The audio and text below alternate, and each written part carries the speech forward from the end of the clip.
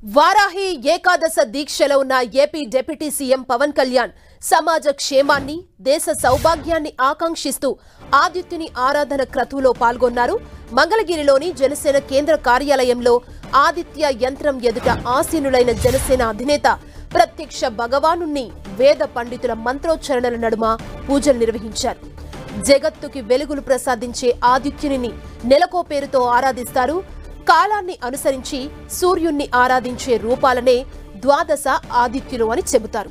ఆదిత్యుడిని ఆరాధించేందుకు ఎన్నో పద్ధతులున్నాయి. వాటిలో అర్చన, జపం, ప్రదక్షిణ, నమస్కారం, ఆర్జ్యం, ధ్యానం, నిష్ఠ అనే 6 పద్ధతులు అత్యంత ముఖ్యమైనవి.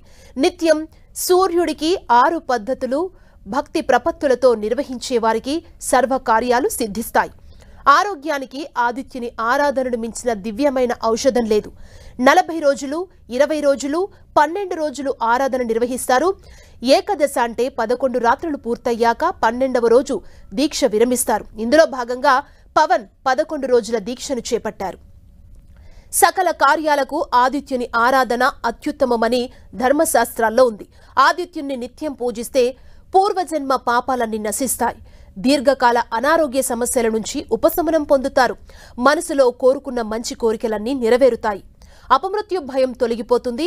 3 రకాల కర్మాలుగా చెప్పుకునే అఘామి కర్మలు, సంచిత కర్మలు, ప్రారబ్ధ కర్మలు అంతరిస్తాయని శాస్త్రాలు చెబుతున్నాయి. అందుకే పవన్ కళ్యాణ్ ఆదిత్య భగవానుడికి ప్రత్యేక పూజలు నిర్వహించారు.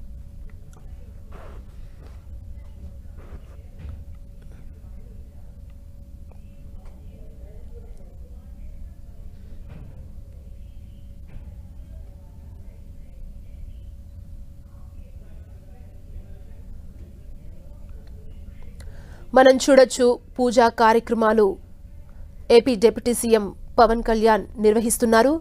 వారాహి ఏకాదశ దీక్షలో ఉన్న AP deputy CM Pawan Kalyan సమాజ క్షేమాన్ని, దేశ సౌభాగ్యాన్ని ఆకాంక్షిస్తూ ఆదిత్యుని ఆరాధన క్రతువులో పాల్గొన్నారు. మనం చూడొచ్చు ఆ విజువల్స్ ని. మంగళగిరిలోని జనసేన కేంద్ర కార్యాలయంలో ఆదిత్య యంత్రం ఎదుట ఆసీనుడైన జనసేన అధినేత ప్రత్యక్ష భగవానుణ్ణి వేద పండితుల మంత్రోచ్చరణ నడుమ పూజలు నిర్వహించారు. జగత్తుకి వెలుగులు ప్రసాదించే ఆదిత్యునికి నెలకో పేరుతో ఆదిత్యుని ఆరాధిస్తుంటారు. కాలాన్ని అనుసరించి సూర్యుడిని ఆరాధించే రూపాలనే ద్వాదశ ఆదిత్యులు అని చెబుతారు.